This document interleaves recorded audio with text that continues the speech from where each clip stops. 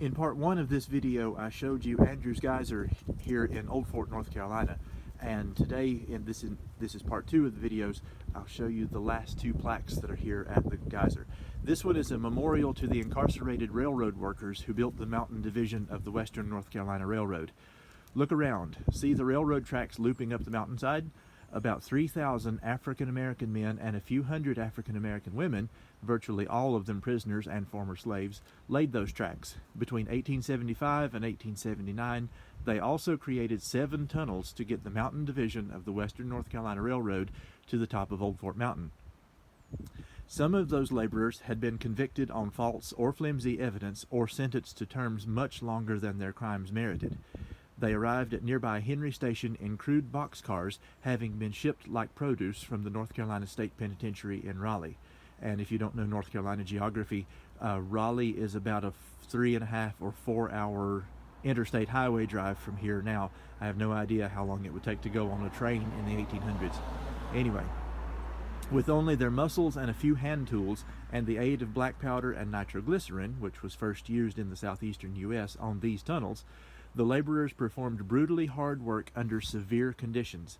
They pounded through solid rock, cleared and smoothed the land, and laid 9.4 miles of rails from Henry Station up the eastern Continental Divide to the mountaintop at Ridgecrest. At least 139 of these prisoners, perhaps closer to 300, died while working on this project. This entire section of track became a graveyard.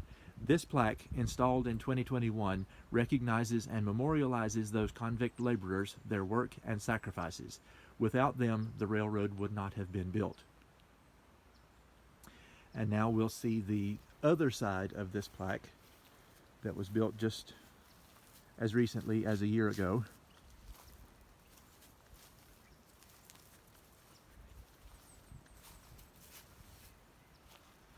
And this is a list of the names of incarcerated Western North Carolina Railroad workers from census records.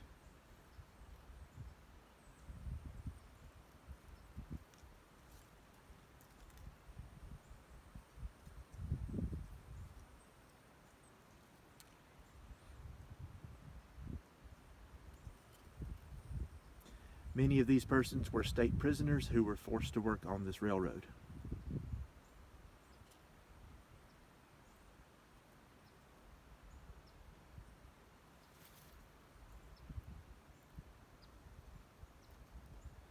And there is the railroad.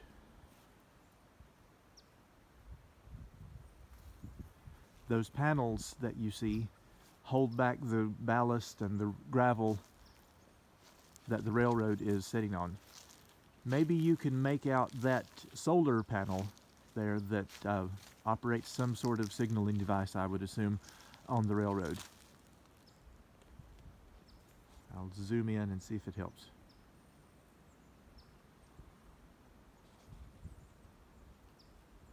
Sorry for the shaky camera.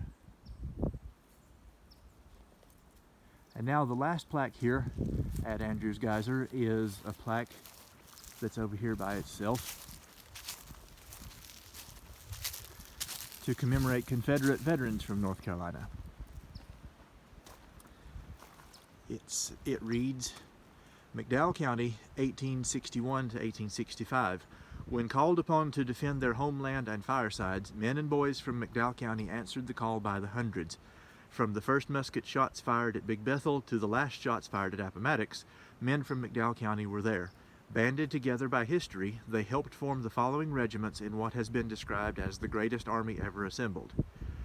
Of the Army of Northern Virginia, 22nd North Carolina Infantry, Company B, 22nd North Carolina Infantry Company K, 35th North Carolina Infantry Company B, 49th North Carolina Infantry Company A, 65th North Carolina Troops, 6th North Carolina Cavalry. For the Army of Tennessee, the 58th North Carolina Infantry Company F. We honor and cherish the memory of over 40,000 North Carolinians, including the 225 of McDowell County's own that made the ultimate sacrifice for a cause they felt was just. And it's inscribed, "Lest we forget."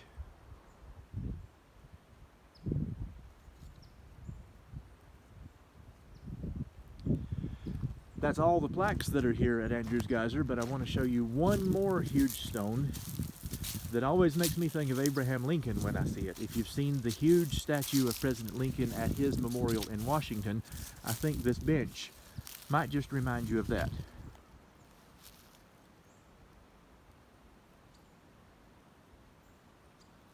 We'll walk a little closer to it.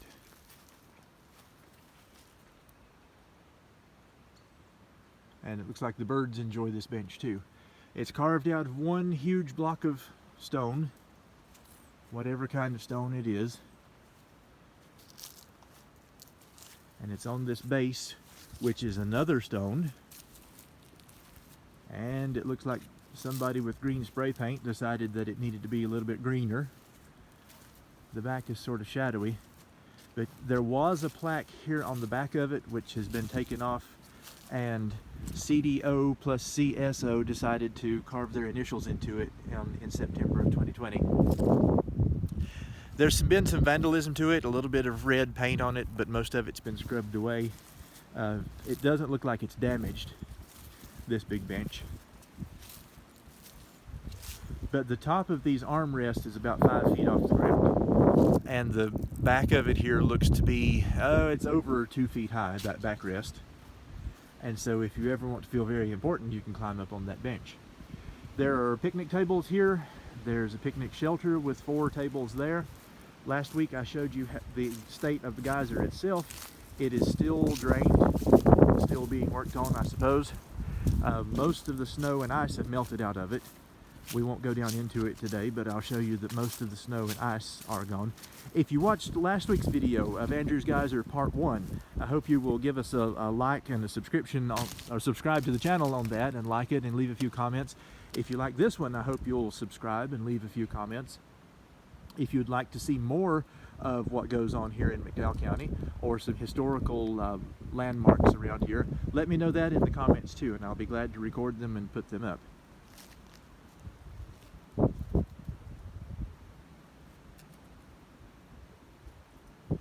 There's not much action out here today. I saw one man walking his dog, and I think the man was doing more walking than the dog was.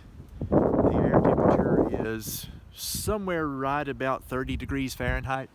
There was a little bit of snow here last night, but not enough to lay on the ground, and then the sun melted it all away this morning. This snow that you see here in the shade is left over from the snow that we had on Sunday, January 9th, I guess it was. No, January 16th, sorry. Sunday, January 16th, we had 8 inches of snow, and some of this is still here in the shady spots. And if the air temperature doesn't get well above freezing in the next little while, this snow will just lay here and continue to lay here.